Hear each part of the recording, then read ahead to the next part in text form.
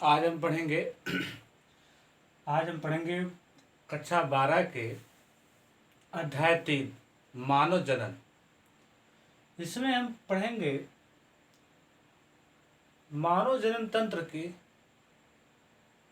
सभी भागों के बारे में। जो मानव जनन तंत्र है उसके बारे में हम स्टडी करेंगे और समझेंगे इस पूरे टॉपिक को अच्छे से, गहराई से। इस चैप्टर में एनसीईआरटी के अकॉर्डिंग हमको कक्षा 12 के चैप्टर अध्याय 3 में हमको पढ़ना क्या क्या है वो आपको स्क्रीन पे दिख रहा होगा। ये सारे टॉपिक आपको इस अध्याय में पढ़ना होगा, जिसमें पहला है पुरुष जनन तंत्र। इसके बारे में पढ़ना है। क्या पढ़ना है? पुरुष जनन तंत्र के पूरे स्ट्रक्चर के बारे में पढ़ना है। पुरुष जनन तंत्र के प्राथमिक और द्वितीय लैंगिक भागों के बारे में पढ़ना है, और इसके में जो कुछ रोग भी हैं उनके बारे में साथ साथ आपको इसमें थोड़ा बहुत पढ़ना है। दूसरा है स्त्री जनन तंत्र। स्त्री जनन तंत्र के बारे में आपको पूर्ण रूप से पढ़ना है। स्त्री जनन तंत्र के संरचना कैसे वर्ग करता है, कैसे प्रेगनेंसी धारण करता है, उस सब के बारे में इसमें पढ़ना है।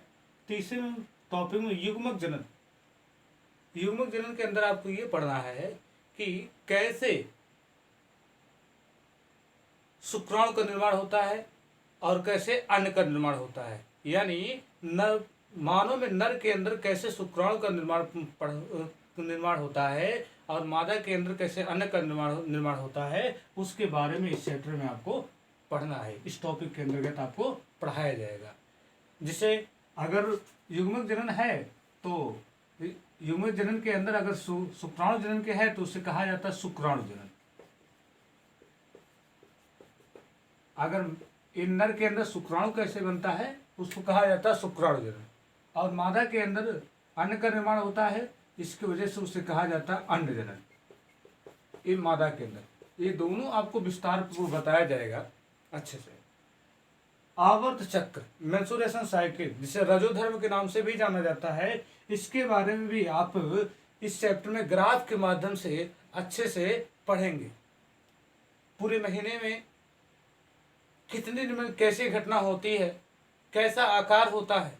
यही कहने का मतलब है जो रजोधर्म की क्रिया होती है कैसे कैसे एक महीने में कैसे एक दिन बाय दिन चेंज होता रहता है, उसके बारे में आपको इस टॉपिक में पढ़ना है।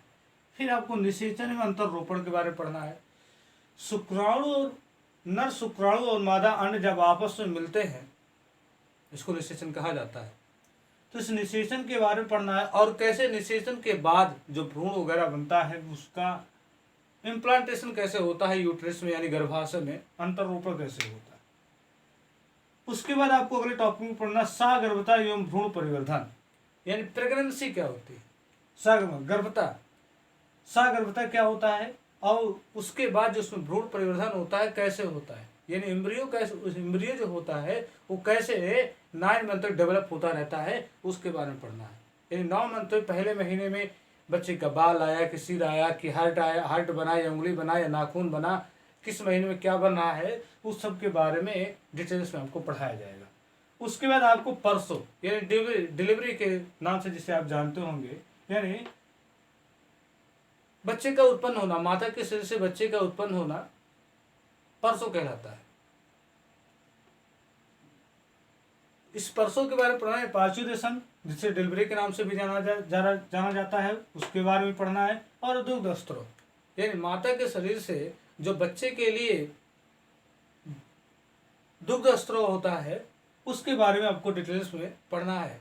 और इसके साथ साथ और एक्सटर्नल भी कुछ टॉपिक होंगे अगर, तो वो भी आपको बुक में अगर दिए होंगे तो भी आपको बताए जाएंगे। मानव जनन तंत्र अध्याय 3 में आपको मुख्य रूप से 7 टॉपिक के बारे में आपको अच्छे से गहराई से समझना है। आमतौर पे बच्चों को एक आसान लगता है, वास्तव में इतना आसान चैप्टर है नहीं, आपको पहले बता दे रहे हैं। इसे आपको ध्यान से समझना पड़ेगा। अगर आप ध्यान से समझेंगे तो आपको समझ में आएगा सारे टॉपिक। हम आज से चालू करते हैं, ठीक है।